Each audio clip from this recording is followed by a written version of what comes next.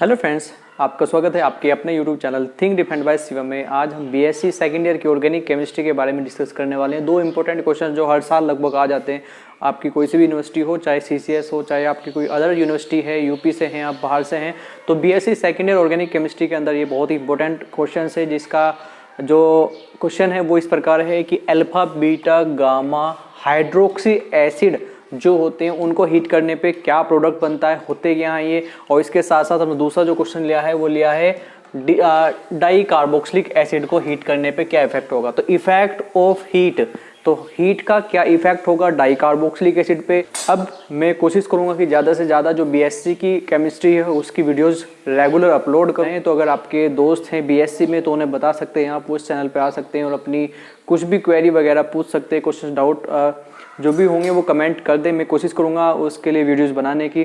तो स्टार्ट करते हैं दोस्तों। सबसे पहले हमने लिया है effect on heat on di carboxylic acid. सबसे पहले हीट करना तो आपको पता है डाई कार्बोक्सिलिक एसिड का मतलब क्या है। जहाँ कार्बोक्सिलिक एसिड का मतलब COOH, जो COOH ग्रुप है कार्बोक्सिलिक एसिड है। डाई कार्बोक्सिलिक एसिड का मतलब कि जिसमें दो COH ग्रुप होंगे। अब डिपेंड करता है कि जो COH ग्रुप है उनको जब आप हीट करते हैं तो वो हीट करने के बाद जो प्रोडक्ट बनेगा वो डिपेंड करता है कि COH ग्रुप किस तरीके से एक दूसरे से जुड़े हुए हैं। क्या वो एक डायरेक्ट एक दूसरे से जुड़े हुए हैं, पहली कंडीशन, और उसमें या फिर वो एक कार्बन से दोनों के दोनों एडजेसेंट कार्बन से जुड़े हुए हैं, या फिर उनके बीच में दो कार्बन है, तीन कार्बन है, या फिर हाइयर डाई कार्बोक्सिलिक एसिड है। तो सबसे पहले हमने यहाँ पे लिया है जब दोनों के दोनों कार्बोक्सिलिक एसिड अटैच्ड हो वन कार्बन एटम या फिर सेम कार्बन एटम। मतलब कि सिंपल सी बात है, जब दो COH ग्रुप एक कार्बन से अटैच्ड हो एक कंडीशन, या फिर दोनों के दोनों COH ग्रुप एक दूसरे से अटैच्ड हो। ठीक है, तो जैसे हमारा सबसे पहले ऑक्जेलिक एसिड है, ऑक्जेलिक एसिड का यहाँ पे COH सिंगल बॉन्ड COH, तो यहाँ पे कौन सा है कि दोनों के दोनों कार्बन एक दूसरे से जुड़े हुए हैं। कार्बोक्सिलिक एसिड के जो ग्रुप है वही एक दूसरे से जुड़े हुए हैं। और जो दूसरी कंडीशन है जिसमें हमने मेलानोइक एसिड लिया है उसमें एक कार्बन से ही दोनों COH ग्रुप जुड़े हुए हैं। तो दोनों में यहाँ पे देखते हैं क्या होता है। सबसे पहले ऑक्जेलिक एसिड जो है जब आप इसको हीट करते हैं या फिर कहीं भी आपके पास ऐसा आता है नंबर वन वाली कंडीशन। नंबर वन वाली कंडीशन कौन सी, जब दोनों COH ग्रुप एक कार्बन से जुड़े हों या फिर दोनों के दोनों COH एक दूसरे से जुड़े हों, तो वहां पे जब भी आप इनको हीट करोगे तो वहां पे इवोल्यूशन होगा CO2 गैस। CO2 गैस वहां पे निकलती है, जैसे कि इस केस में है। तो यहाँ से आपको CO2 निकाल देनी है। तो जब आप इसको गर्म करोगे तो CO2 निकल जाएगा। जब CO2 आपने यहाँ से निकाल दिया, एक कोई से उसे ग्रुप से निकाल सकते हैं, तो एक H बचेगा और COH, तो HCOOH। तो फॉर्मिक एसिड का फॉर्मेशन हो जाएगा, यहाँ पे फॉर्मिक एसिड बनेगा, फॉर्मिक एसिड। ठीक है, उसके बाद यहाँ पे मेलानोइक एसिड के अंदर भी क्या होगा, COH ग्रुप यहाँ पे भी CO2 ही निकलना है। तो यहाँ से अगर मैं CO2 निकालता हूँ तो बचा क्या आपका H, और HCH2 में जुड़ के क्या बन जाएगा CH3। अच्छे से देखो, यहाँ पे CO2 निकला, ये H इस वाले में जुड़ जाएगा तो CH3 और आगे COOH। तो ये क्या बन जाएगा आपका एसिटिक एसिड। हिंदी इंग्लिश दोनों में ही है ये। ठीक है, तो पहली कंडीशन आपकी यहाँ पे कंप्लीट हो चुकी है। डाई कार्बोक्सिलिक एसिड अम्लों पर ताप के प्रभाव में जब दोनों के दोनों कार्बन एक ही कार्बन से COH ग्रुप जुड़े हो या फिर COH ग्रुप आपस में एक दूसरे से जुड़े हो, तो वहां पे हमेशा CO2 का इवोल्यूशन होता है, CO2 निकलती है, CO2 गैस आउट होती है। दूसरी कंडीशन पढ़ने वाले, मैं इसको रफ कर दूं थोड़ा सा। वैसे आपको थोड़ा बता दूं कि जब भी आप डाई कार्बोक्सिलिक एसिड को गर्म करते हैं तो जो कंपाउंड जो प्रोडक्ट बनता है वो डिपेंड करता है कि जो एसिड आप गर्म कर रहे हैं उसमें कितने कार्बन है। उन कार्बन की संख्या पर डिपेंड करता है कि जो प्रोडक्ट बनेगा वो क्या होगा। जैसे 1,4 एंड 1,5 जो आपके होंगे, 1,4 का मतलब कि भाई आपने एक कार्बन 2, 3 और 4, तो 1,4 एंड 1,5 अभी बताएंगे। 1,5 के लिए भी ये यहाँ पे H2 हो जाएगा और ये आपका फिर से H2। ठीक है, तो 1,3 तो हमने कर दिया था, 1,4 और 1,5 ये भी करें। CH2 CH2 CH2 COOH COOH। तो दोनों के दोनों आपके पास से देखो, यहाँ से नंबर दे देते हैं 1 2 3 4, यहाँ पे नंबर देते हैं 1 2 3 4 एंड 5।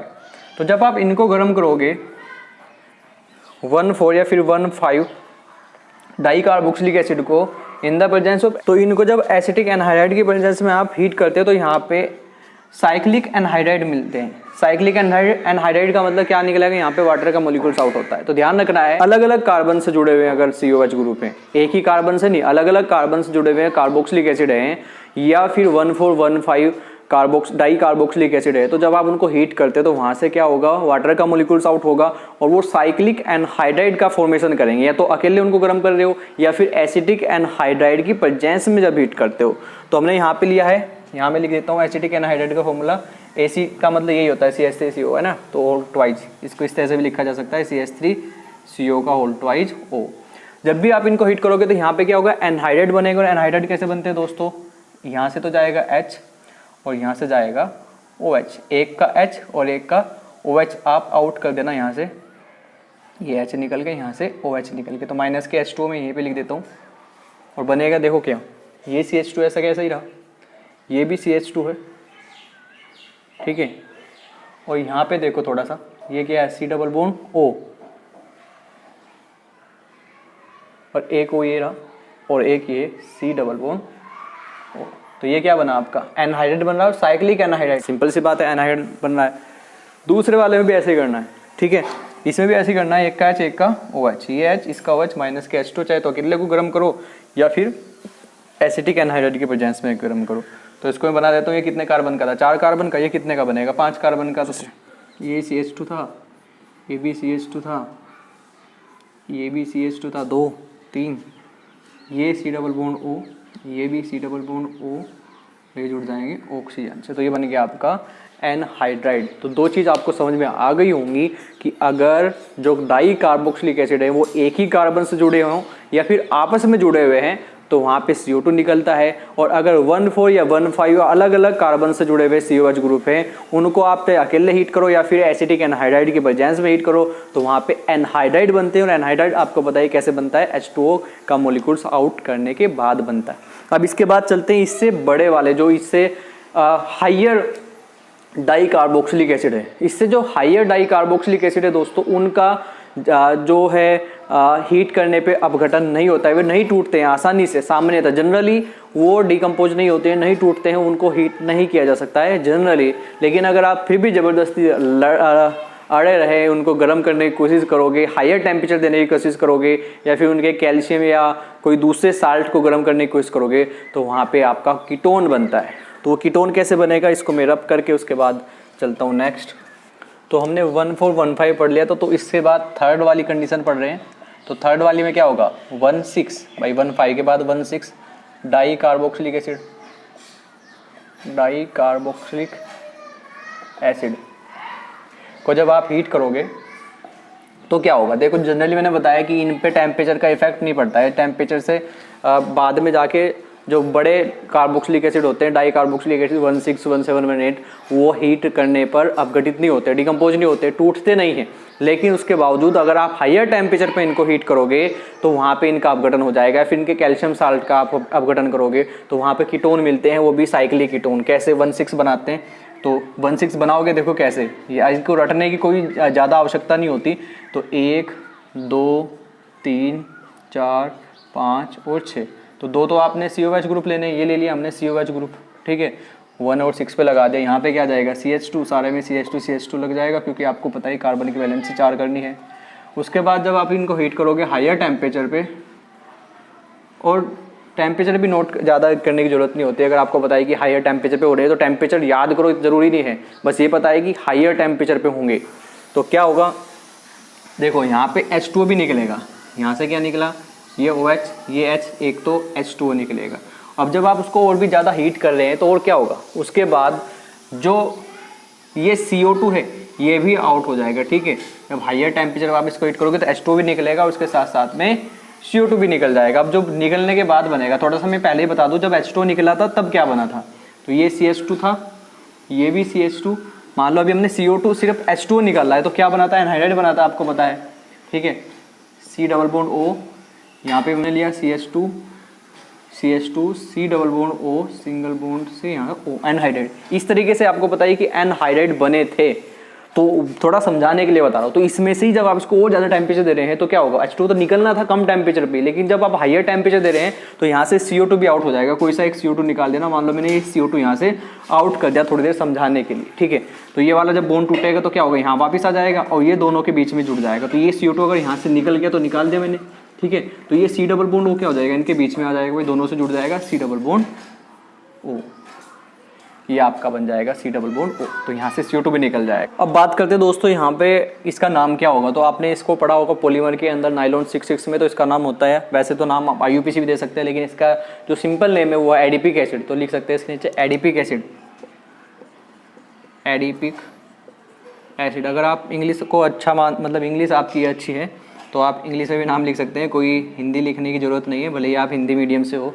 और इसका नाम क्या हो जाएगा, इसका नाम देखो साइक्लिक कंपाउंड है और कितने कार्बन है, 5 है, तो साइक्लोपेंटेनोन इसका नाम हो जाएगा। भाई साइक्लिक कंपाउंड है, 5 कार्बन, इसलिए पेंट हो गया, उसके बाद C double bond O group है तो इसलिए ओन, तो साइक्लोपेंटेनोन इसका नाम हो जाएगा। अब इसका लेंगे कैल्शियम साल्ट, ठीक है, इसी का ही कैल्शियम साल्ट लेते हैं, कैल्शियम एडिमेट, इसको कैल्शियम एडिमेट बोलते हैं। जब इसको आप हीट करोगे तो यहाँ पे निकलेगा Ca और Ca के साथ में निकलेगा CO3, ठीक है भाई। CO2 और Ca आपस में रिएक्शन करके कैल्शियम कार्बोनेट यहाँ से आउट करेंगे। कैल्शियम कार्बोनेट को कैसे आप आउट कर सकते हो, एक तरफ से तो ले लो ऑक्सीजन और एक तरफ से ले लो C, ठीक है। तो ये इस तरह से आप आउट करोगे, CaCO3 माइनस का कर दिया हमने, CaCO3, बचा क्या, देख लो यहाँ पे क्या बच रहा है, एक कार्बन ये है, 2,